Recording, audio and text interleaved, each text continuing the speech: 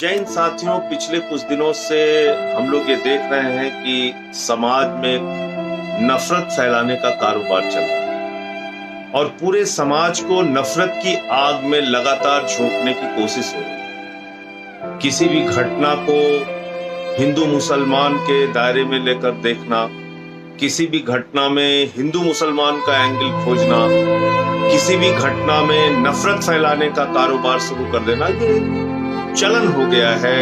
मैं समझता हूं कि पिछले कई वर्षों से, और अब वो शायद एक भयावह रूप लेता जा रहा है। हमने देखा कि भाई मॉब लिंचिंग की भी घटनाएं इस देश में हुई, और अभी पालघर में जो मॉब लिंचिंग की घटना हुई जिसमें 2 साधुओं की जान ले ली गई, वो एक हिंसक भीड़ थी और उस हिंसक भीड़ ने 2 साधुओं पे हमला करके उनकी जान ले ली। इसके पहले 1 लाख का मामला हो, चाहे और भी तमाम मामले हुए, उसमें देखा कि एक नफरत, एक हिंसा, एक हिंसक विचारधारा इन घटनाओं के पीछे काम करती है और जो किसी को नहीं देखती, वो एक हमलावर मोड में आती है और वो उस काम में जुट जाती है। लेकिन इन सब के पीछे मैं पिछले कई दिनों से सोच रहा हूं कि क्या ये एक दिन में सब कुछ हो गया?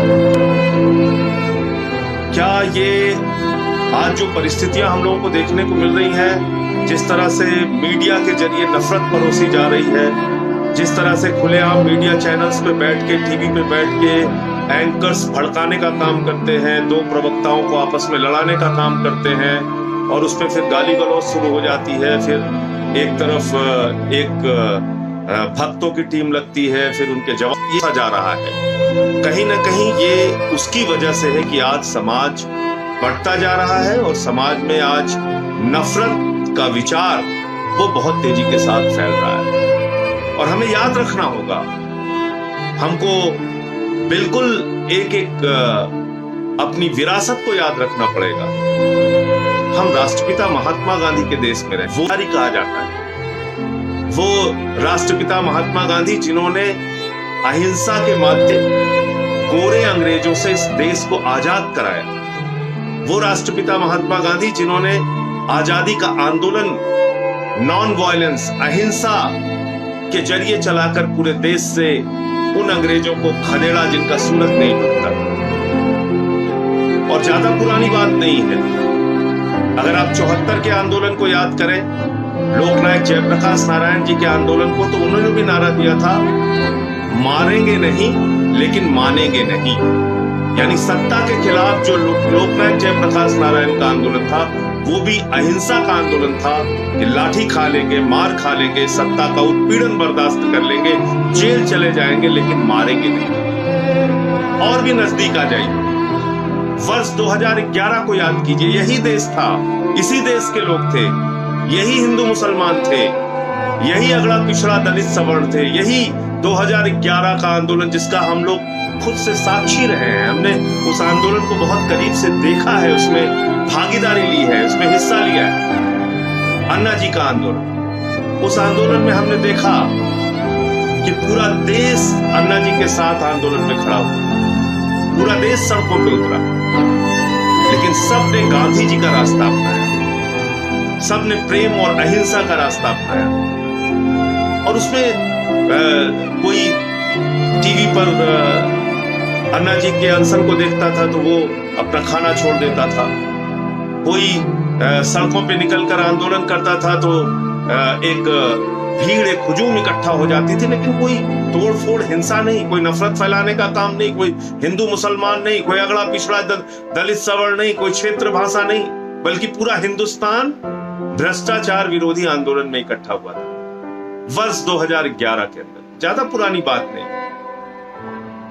और अन्ना जी के पीछे किसकी तस्वीर थी? राष्ट्रपिता महात्मा गांधी की। और उस अन्ना के आंदोलन में हम सब लोगों ने क्या संकल्प लिया था?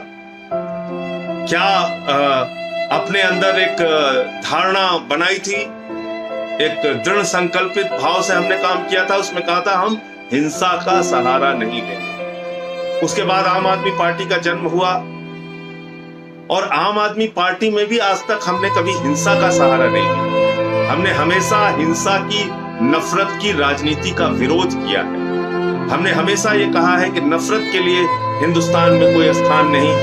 ये गौतम बुद्ध का देश है, ये राष्ट्रपिता महात्मा गांधी का देश है, यहां पर नफरत के लिए कोई स्थान नहीं। लेकिन आप देख रहे हैं तमाम चैनल के लोग वो इस वक्त नफरत परोसने का लगातार काम कर रहे हैं। अभी अर्णव गोस्वामी का मामला, किस तरह से वो चीख चिल्ला के एक समुदाय विशेष के खिलाफ नफरत फैलाने का काम करते हैं, हिंदू मुसलमान करते हैं अपने टीवी चैनल पे। तो ये ठीक बात नहीं है। ये नफरत का बीज बोकर हम क्या करना चाहते हैं हिंदुस्तान में? याद कीजिए दुनिया के उन देशों को जो नफरत के बुनियाद पे खड़ा हुए। याद कीजिए वो दुनिया की तमाम शख्सियतें, वो तमाम दुनिया की आबादी, वो तमाम दुनिया के देश जो नफरत की बुनियाद पे अपने देश को बनाने की कोशिश करते हैं, वो बर्बाद हो गए। हिटलर की जर्मनी को याद कर लीजिए। हिटलर ने पूरी दुनिया में तानाशाही लाने का काम किया, हिंसा, नफरत, विश्व युद्ध के हालात पैदा किए, बम और गोली के दम पे दुनिया को बनाने की कोशिश की, बर्बाद हो गया। अंत में उसकी एक ऐसी मौत हुई जो आज तक एक रहस्य है कि उसने अपने आप को खुद को गोली मार ली। उसके बाद वो चाहे अफगानिस्तान हो, चाहे पाकिस्तान हो, चाहे इराक हो, आप देख लीजिए जहां भी नफरत फैलाने का काम हो, जहां हिंसा फैलाने का काम होता है उन देशों की हाल, सीरिया को देख लीजिए, जहां भी नफरत फैलाने का काम होगा उन देशों के हालात क्या हैं आप देख लीजिए। और कल मैं रवांडा के इतिहास को पढ़ रहा था। अफ्रीका का एक देश रवांडा, और ज्यादा पुरानी बात नहीं है, 1994 में वहां रेडियो के माध्यम से लगातार तुत्सीस के खिलाफ, वहां पे दो समुदाय थे, एक हुत्तू एक तुत्सी, हुत्तू और तुत्सी दोनों आदिवासी समुदाय हैं रवांडा में, और उन दोनों के खिलाफ लगातार नफरत फैलाने का कारोबार चलता रहा।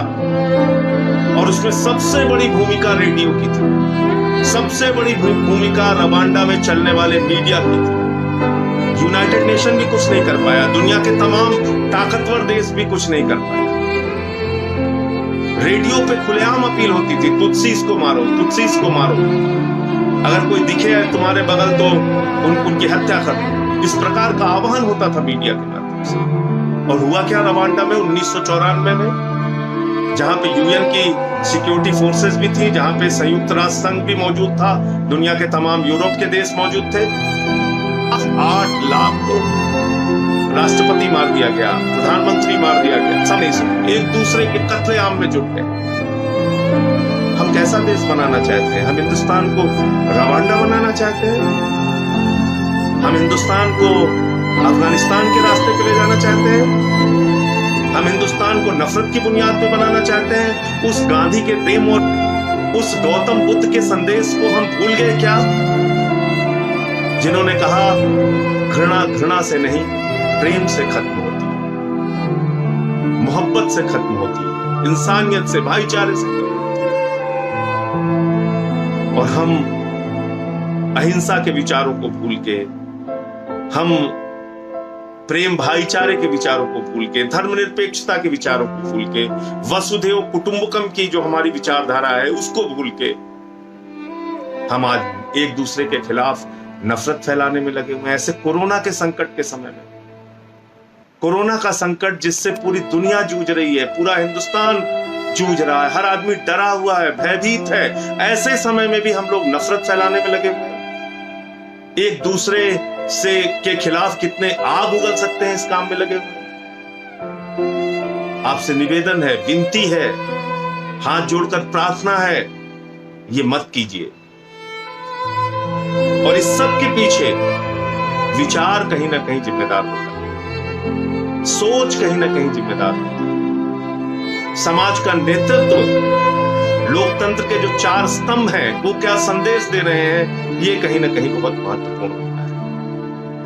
यही देश था, मैंने कहा 2011 याद कर लीजिए, यही देश गांधी के रास्ते पर चला, अहिंसा के रास्ते पर चला। और यही देश आज 2020 आते आते हम कभी मॉब लिंचिंग के बारे में सुनते हैं, कभी हम दंगे फसाद के बारे में देखते हैं कि एक दूसरे के खिलाफ किस तरह से लोग हिंसक हो गए हैं, मारने काटने पे उतर आए। तो इसलिए कृपा करके नफरत के समाचार सुनना बंद कर दीजिए, नफरत के जाल में फंसना बंद कर दीजिए। ज्यादा से ज्यादा गांधी के संदेशों को, क्योंकि अब तो सोशल मीडिया भी बहुत पावरफुल हो गया है। हर आदमी से अपील है गांधी के विचारों, भाईचारे के विचारों, एकता के, प्रेम के संदेश को, भगवान गौतम बुद्ध के संदेश को, ऐसे संदेश जिससे समाज में शांति और अमन कायम हो। आज मैं छोटी सी कहानी पढ़ रहा था और उसमें उसका वीडियो भी फिर मैंने लगाया ढूंढ के, और उस कहानी में यह कहा गया है कि भाई उम्मीद का दिया जरूर जलते रहना चाहिए। ये उम्मीद का दिया अगर जलता रहेगा तो वो दिया भाईचारे के, प्रेम के, अहिंसा के, एकता के दिए को जलाता रहेगा और समाज को संगठित रखेगा, एकजुट रखेगा। हिंदुस्तान खूबसूरत इसलिए है क्योंकि यहाँ अलग अलग रंग के फूल एक साथ रहते हैं। हिंदुस्तान खूबसूरत इसलिए है कि ये एक धर्मनिरपेक्ष राष्ट्र है जहां पर सभी धर्म, सभी जाति, सभी भाषा के लोग, 130 करोड़ हिंदुस्तानी एक साथ मिलकर प्रेम से रहना चाहते हैं। उनको लड़ाने की जो कोशिशें हो रही हैं उनको नाकाम कीजिए और अपने सोशल मीडिया का माध्यम, फेसबुक का, ट्विटर का, व्हाट्सएप का, ये जो माध्यम आपके पास है इसका इस्तेमाल प्रेम और भाईचारा फैलाने में कीजिए। एक तरफ वो लोग हैं जो पेड लोग हैं, जो पैसा दिया जाता है जिनको नफरत फैलाने के लिए, एक तरफ वो लोग हैं जो इस देश में प्रेम, अहिंसा और भाईचारा चाहते हैं। अब आपको ये तय करना है कि नफरत फैलाने वाले जीतेंगे या प्रेम और अहिंसा का संदेश देने वाले जीतेंगे। आप सबसे हाथ जोड़कर विनती है, समाज में एकता, भाईचारे के लिए अपने अपने स्तर पे जो भी आपके पास सोशल मीडिया का प्लेटफॉर्म है उसका इस्तेमाल अपने संदेश देने में कीजिए और समाज से नफरत कैसे दूर हो सकती है इसकी अपील कीजिए। अपने अड़ोस में, अपने पड़ोस में, अपने मोहल्ले में, अपने गली में इस बात का ध्यान रखिए और खासतौर से अपने घर में भी इस बात का ध्यान रखिए कि नफरत का बीज पनपने ना पाए। जय हिंद, इंकलाब।